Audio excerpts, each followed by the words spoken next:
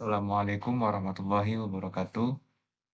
Perkenalkan, nama saya Agam Pratama dengan NIM 21030404136. Pada video kali ini, saya akan menjelaskan atau mendemonstrasikan proyek sistem pakar, yaitu basis pengetahuan diagnosa penyakit pada sapi. Video ini dibuat tujuan untuk memenuhi tugas akhir ujian akhir semester sistem cerdas kelas A.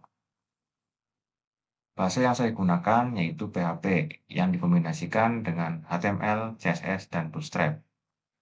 Berhubung PHP merupakan bahasa sisi server, maka kita memerlukan satu aplikasi tambahan, yaitu Exam. Tanpa berlama-lama lagi, kita langsung saja masuk ke dalam penjelasannya. Yang pertama, kita buka terlebih dahulu Exam, kemudian kita aktifkan Apache dan MySQL. Untuk mengakses folder project, kita memerlukan browser. Di sini saya menggunakan Google Chrome. Kemudian kita ketikkan localhost slash nama folder project-nya. Nama folder project yang saya gunakan adalah diagnosa_sapi. Dalam folder ini terdapat 3 file dan 1 folder.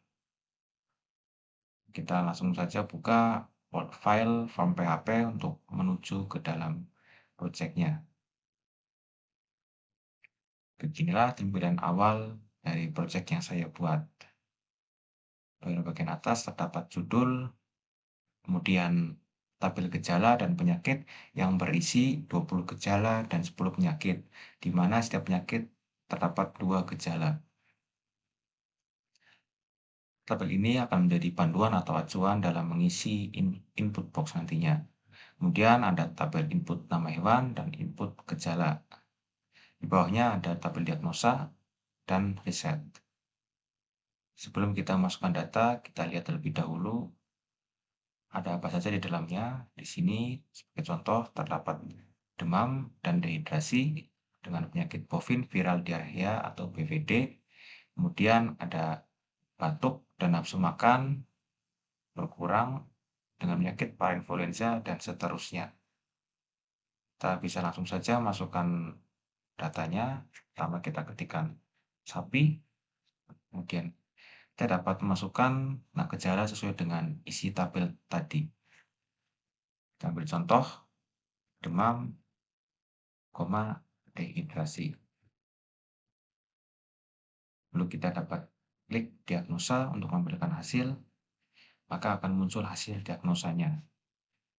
Hasilnya yaitu pada sapi dengan gejala demam dan dehidrasi, kemungkinan penyakitnya adalah bovin viral diarrhea atau BVD.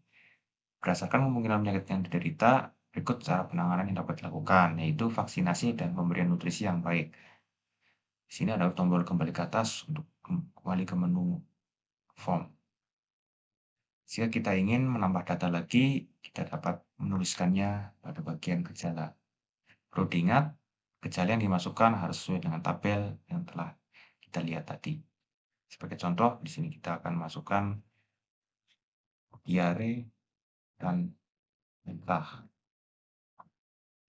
Kemudian kita klik diagnosa, maka akan muncul hasil gejala tersebut. Di sini terdapat gejala tambahan yaitu diare dan muntah, dan kemungkinan penyakitnya adalah Salmonella dan BVD. Kemudian terdapat penanganan tambahan yaitu pemberian antibiotik dan terapi cairan. Jika kita ingin memasukkan gejala yang lain, di sini kita dapat menggunakan tombol reset. Kita ketikkan ulang, masukkan nama hewannya sapi, kemudian gejalanya kita bisa lihat di sini. Bisa kita masukkan misalnya sakit perut dan gelisah.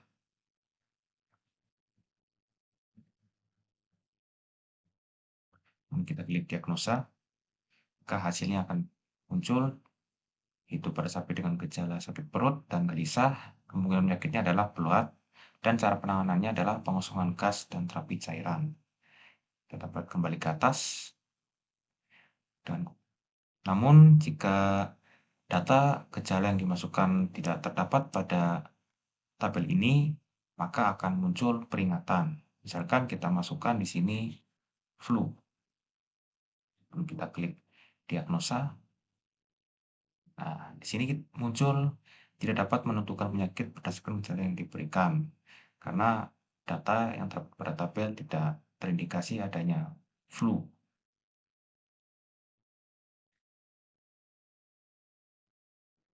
Oke, mungkin cukup sekian penjelasan